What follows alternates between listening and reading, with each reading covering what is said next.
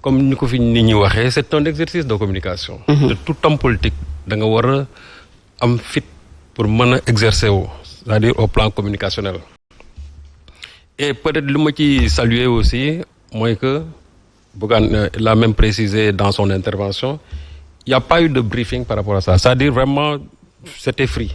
Chaque journaliste avait la liberté. Il lui était loisible de poser n'importe quel type de question. C'est-à-dire que donc, amuñu canevas. Contrairement au président de la République, nga xamné palais buñ fay dem, les questions tabous, les questions qui gênent, qu'est-ce que vous posez? Au palais de la République aussi, il y a des journalistes qui vont là-bas, il y a des journalistes qui n'y vont pas du tout. Là aussi, il faut que ça soit très clair. Voilà. Et le président, il avait l'habitude, pendant 2 ou 3 ans du CODEF, je crois que cette année-ci, il ne l'a pas fait. Là aussi, c'était à préciser. Donc, revenons sur l'exercice de communication de Bougane. Je peux dire au plan de la forme, il a réussi. Dans le fond, c'est vrai qu'il y a eu beaucoup de choses qui ont sur les réseaux sociaux, ils ont amené des contestations. Mais je crois que l'effet, c'était surtout quand même de poser un acte et de le faire partager aux Sénégalais. Et je crois que là où aussi il a réussi, c'est que le lendemain, quasiment, il y a plusieurs quotidiens qui l'ont mis quand même à la une. Et je crois que ça aussi, c'est extrêmement important, surtout pour un leader politique. Parce que vous faites que politique aussi, de temps en temps, occuper les médias, ne pas laisser la place quand même aux autres. Même si les gens doivent parler de toi, même en mal aussi, c'est bon toujours d'être présent dans les médias. Parce qu'au moins, tu fais l'actualité et n'y a encore rien. Et je crois que pendant 2 jours, il a été au centre de l'ensemble des médias, surtout de la presse écrite et aussi au niveau des sites internet. Donc, à ce niveau-là, je crois que quand même c'est une opération réussie. Maintenant, dans le fond, certains partagent ce qu'il a dit, d'autres aussi ne partagent pas ce qu'il a dit. Et je crois que c'est ça aussi la démocratie. La démocratie, c'est l'expression des contraires. Mais il y a un acte qui a été posé au plan communicationnel et je crois que les leaders politiques aussi, bon, on attend à ce que les gens aussi fassent de même pour se confronter quand même au public et que les Sénégalais maintenant puissent juger en février 2024. Souvent maintenant, ceux qui ont réussi leur communication, ceux qui ont réussi à imposer, en tout cas à faire partager au maximum de Sénégalais leur projet politique, souvent il appartient souverainement au peuple avec leur suffrage quand même d'en décider. Alors, professeur, alors plusieurs questions. Bokk na ci sank ma ngi koy laaj Abou Diallo muy déjà il a clos li nga xamantene moy le débat sur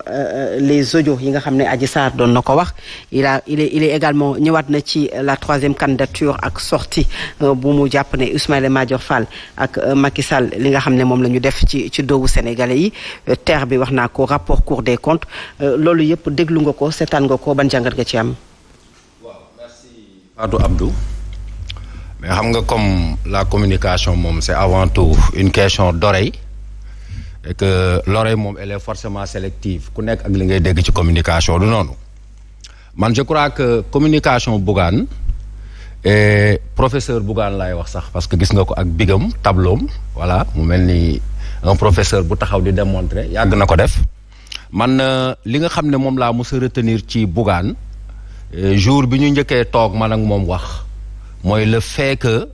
mu comprendre l'essentiel. La lay woyé comprendre l'essentiel moy nga comprendre que ni Sénégal fondement bi dafay mabbu li ma bëgg wax moy problème éducation. Avant li Bougane def na fi ben genre démonstration pour montrer à la face du monde comment il était très facile d'enlever ces 6000 et quelques abris provisoires yi nga xamné ñu ngi fi ba tay état bi di ci ngoy depuis des années mënu ci dara parce que xam nga man Bougane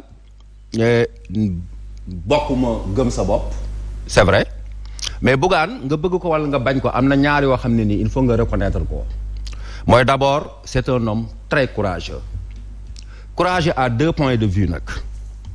ben courage bi je crois que amna ku ko wax légui moy nga nek dans un pays nek dans le secteur privé nek ak ben état bo xamné ni da fay don état bo xamné ni mom soko neexul mu naj la nga jël décision taxaw ne man damay opposer gënon na yomb trop nga tok and ak état bi c'est lépp di bax sa ceeb di tooy nga lekk say milliards kenn du la tëj kenn du la pomper kenn du la pant banne kenn du yàq sa der mais il a refusé de le faire kooku benn courage économique laa koy wooyee mais dafa am aussi courage citoyen bi mooy dafa bokk ci ñi nga xam ne toujours dafay wax dëggam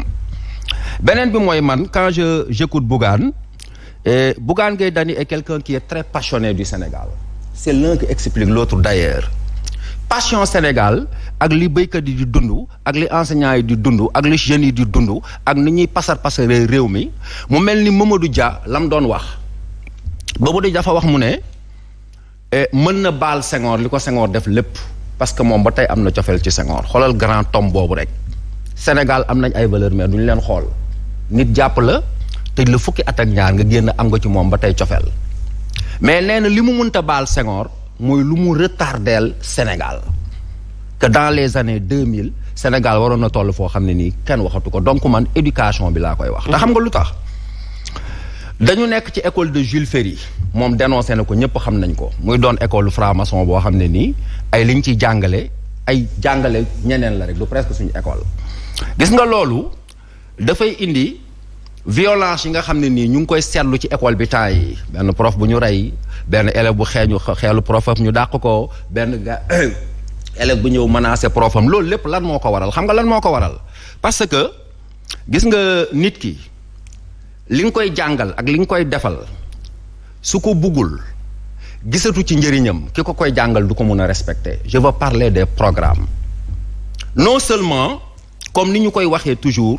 te il est temps que nag élèves yi enseignants yi ñëpp jóg programme école bi nga xam ne nii ñoom ñëpp dañ koy dénoncer mooy d'abord programme bi dafa bëri élèves yi dañuy jàng tu sens que ce sont des esclaves dans une classe dañ leen di ñuux rek mais du ñu assimiler dara booy jàngal sa doom nga dem ba gis ni kii li nga koy jàngal bëggatu ko ki koy jàngal respecteetu ko kon war ngaa def benn battement et ce qui est bizarre c'est que tous les ministres qui sont passés ici qui s'appellent Iba Der Thiam qui s'appellent Moustapha Souran ak ñeneen boroom xam-xam école bi ay réformes lañ ci def mais personne n'a jamais osé attaquer ça et Bougane il a attaqué ça am na benn image Fatou Abdou xaw ma ndax mun naa ko am wala déet parce que loolu man daf ma passionné am na ñoo xam ne seen passion aujourd'hui ci 3e mandat bi la am na ñoo xam ne ci terre bi la mais man je suis un enseignant et je suis celui qu'on appelle ici professeur image boobu bëggoon naa ko bu ma ko mënoon a am nit ñi au moins ñu xool ko parce que soo demee ba yaakaar ni yow war ngaa mën a defar réew alors que école bi nga xam ne nii moom mooy le cerveau nga jàpp ko yàq ko kooku da ngay nax sa bopp donc je crois que man ce qui m'a séduit dans chez Bougane Gueye Dany après bu ñu ñëwaatee nit ñi yàgg nañ ko wax mooy école Jules Ferry boobu nga xam ne lii laa leen bëggoon woon ma bëggu ñëpp xool ko et puis lii c'est l'arbre qui cache la forêt ah xam nga lii lan la lii mooy fenêtre salle des profs bu lycée Plan Jaxaay buñ la wonoon ci suuf ay saleté la ay ndox la et je me demande comment 50 personnes comment des autorités comment un pays peut accepter que lii nga xam ne tey nit ñi di fa jàng ba pare ñu ne dañoo bëgg réew mi kon je crois que Bougane on le félicite et je crois que bés bu ñëwoon ci réew mi l'éducation va changer et quand l'éducation changera tout le reste. Alors Saliou Joseph le plan Sénégal émergent également wax nañ ci li nga xam ne moom mooy face au public bi Bougane Gueye doon amal ak taskatu xibaar yi plan bu mu jàpp ne bu baax la ndax bëri na loo xamante ne génnee na ko fa ba ci sax le secteur informel mais yorin bi la jàpp ne du yorin bu baax est-ce que loolu partagé nga ko. Bien sûr que partagé naa ko waaye dafa am fu may tàmbalee ci njëlbeen ci li nga xamante ni si mooy le courage qu'il a maanaam li nga xamante ni si moom. le micro bi. li nga xamante ni si moom la président Bougane def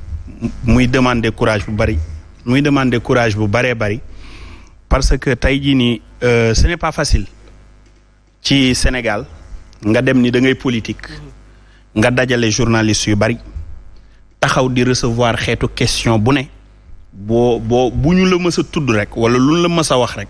wala lépp lu jëm ci yow nga taxaw répondre ci ça demande beaucoup de courage je pense que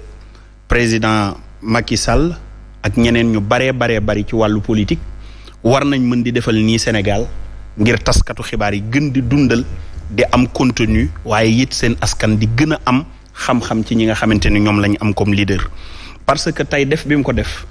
dafa jur dayo boo xamante ni si moom Bougane dafa am fu mu tolloon waaye jàkkaarloo bi mu jàkkaarloog taskatu xibaar yi dafa am beneen dayo bu mu ko jox ndaxam communication ni ñu koy jàngat